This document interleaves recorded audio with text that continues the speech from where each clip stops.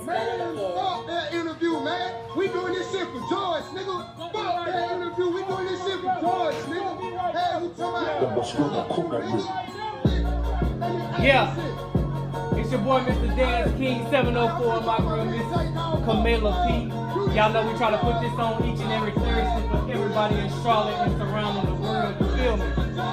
Fuck 12. I say do that shit for George. Fuck 12, okay? Now I want y'all to put y'all hands together for my co-host. Y'all already know who she about to come in. You already know that. So let's go ahead and bring her on up in here.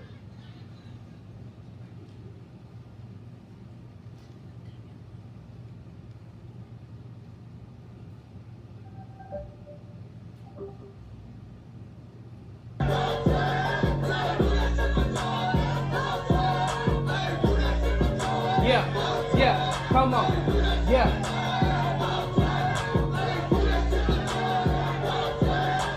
Do that shit for George. Fuck 12. Okay, do that shit for George. Fuck 12. I say do that shit for George. Fuck 12. I say do that shit for George. Fuck 12. Okay. Do that shit for George. Yeah. Fuck 12. Okay. Do that shit for George. Okay. Fuck 12. Yeah. Okay, y'all. Go ahead and cut that off for a second. Y'all already know. Thank y'all so much for tuning in. Y'all are tuned in right now to Talk That Talk right here with me and my beautiful sister, Miss Camilla P. Y'all show some love. Hey, y'all. So, definitely we have a lot that we want to speak about tonight. I know some of y'all have been watching the news. I know some of y'all see that the funeral for Mr. George Floyd was today. And big shout outs to all of the celebrities that actually looked out for this family. Big shout outs to Floyd Mayweather. He sent a lot of money, like, I don't know, what was it, 800,000, 400,000? 88,000. Oh, it was 88,000. Okay, so it was almost $88,000. $100,000. Absolutely. Thank y'all so much for that. Also, Ludacris. Ariana Grande. Ariana Grande. Also, Keke Kevin Palmer. Hart. Big Keke shout out Palmer. to Big Keke shout outs Palmer. to Keke Palmer for that speech that you did and you marched in Atlanta, Georgia.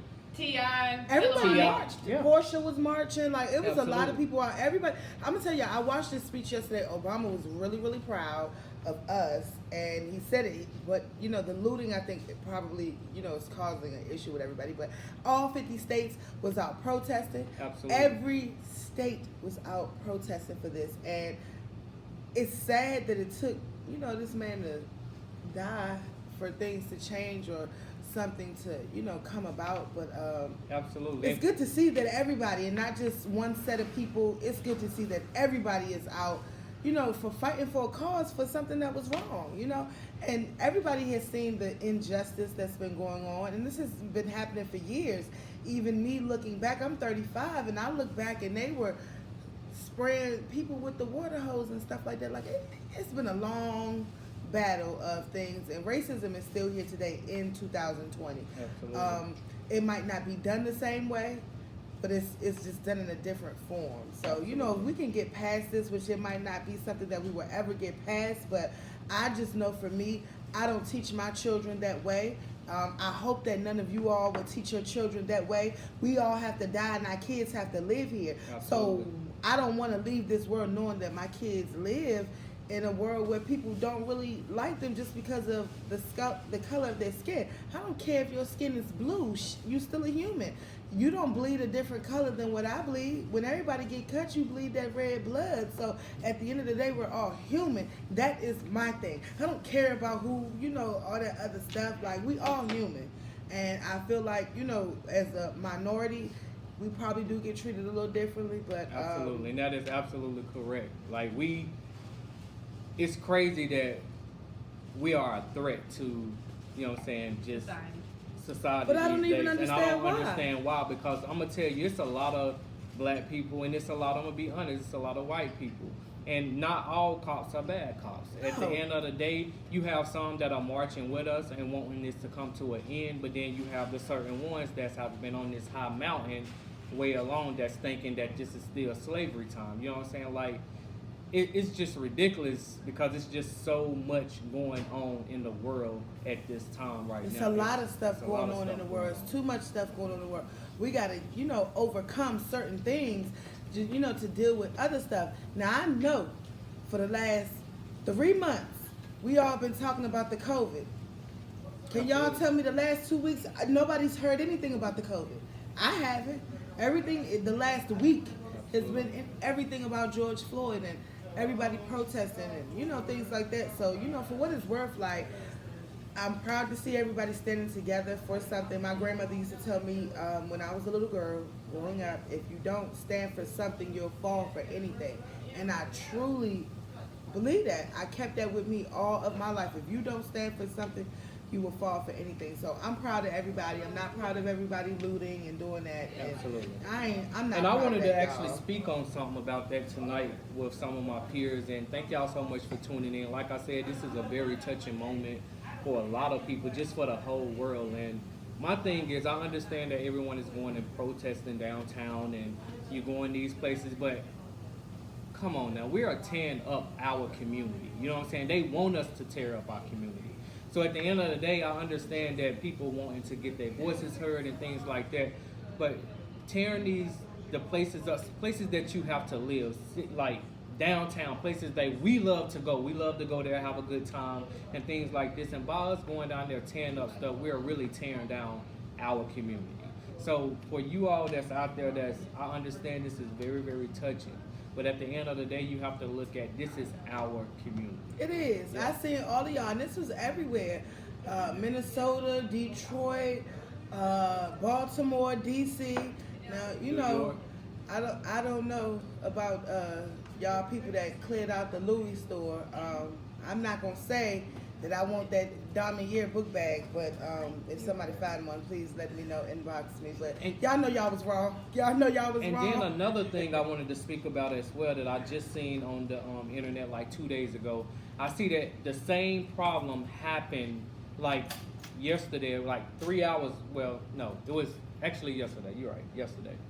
Down in South Carolina, they put the man out of his vehicle and started punching this dude in his face with his girlfriend standing right there. People stopped in cars. It's all on my page. If y'all go back and y'all look at the page at Maurice Dance King Wallace, y'all go and check that out.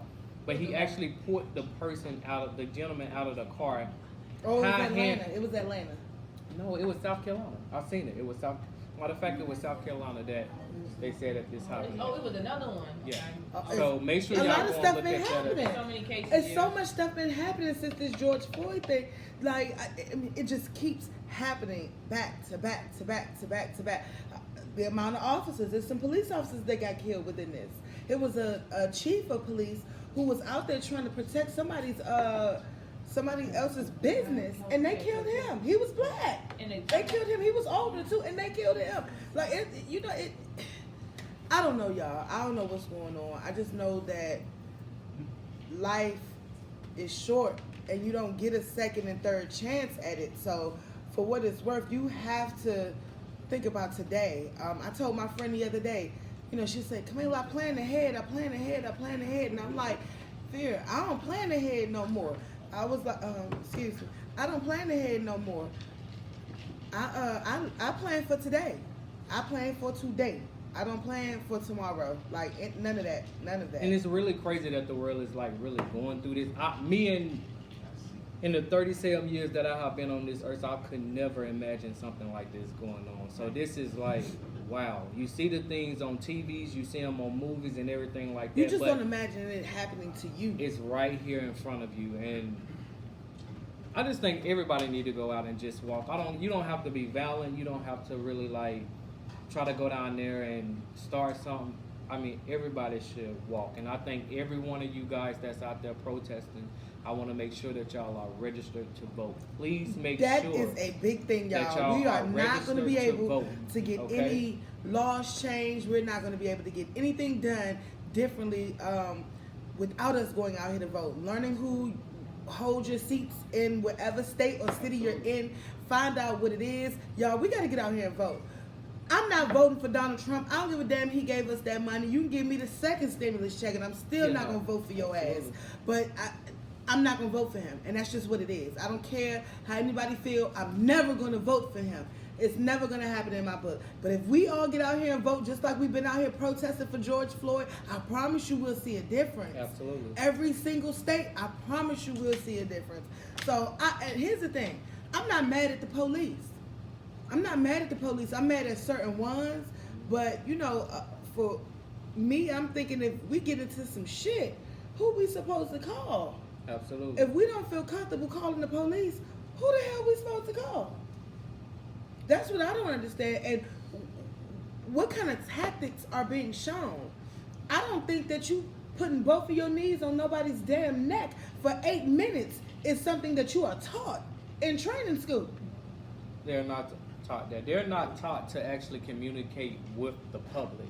They are taught to really kill. That's just how I look at it. I feel like they are trained to kill. We got some people in the audience that probably know a little bit more than us. Do you know what is? I mean, can you? Y'all probably can't. Y'all can't see it because they in the audience, but y'all can just hear it. Do you know what tactics are used during this?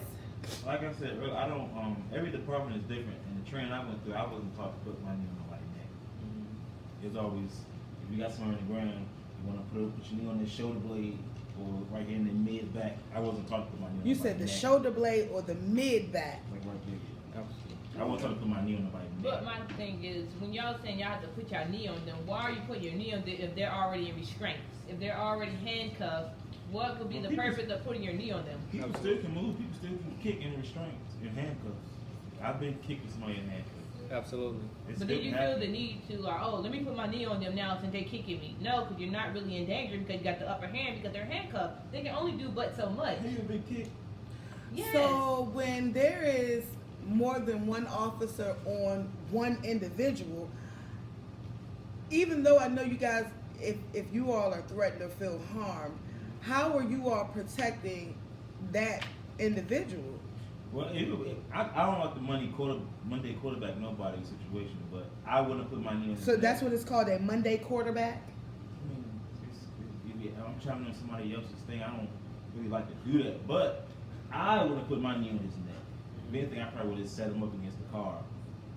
So my thing is, and a question that I actually have for you as well is, if I am in handcuffs and I'm doing all this moving because you are hurting me and I'm just trying to, like move in certain directions, do you feel that it was okay for that officer to actually like just hold his knee in this dude's neck? No. For the simple fact of he's calling, he can't breathe, and he still continue to do that. I think that's where most of the people is trying to figure out, okay, why this wasn't charged with first degree murder, and they charged it first at third degree. They don't have, I figure they have, the video spoke for itself for a jury to just say third degree at first. Well, I was watching the guy that was handling that the case was given to, and he was saying that they had to charge him with third degree murder for something, and then once they got it to second degree, it was like things lead up for you to charge them with the degree of whatever it is. So, like if they assaulted him, so being that they assaulted him, that probably more was like the intent for him to be killed. I guess that was the word to say for them to even charge him with second degree. But I don't think that they can charge him with first degree murder. It's something with the laws. Like the laws are really messed up in different cities or different states. To me personally, I think each and every last one of them should be charged with first degree murder. If you ask me, I feel that way. And the reason that I do feel that way is because each and every last one of y'all was involved with this. Exactly. This man was actually saying he cannot breathe, but you continue to have your knee in this man's neck. You didn't know if he had asthma. You didn't know what the only thing y'all worried about was a counterfeit $20 bill. And I just don't feel like that was enough force that y'all needed to do for this person. Like, the video today. There was it was a white girl and there was a black guy standing on the curb as they were, and I watched the interview, and the young man said that he could not see past Tao, which is the Asian guy that was standing there over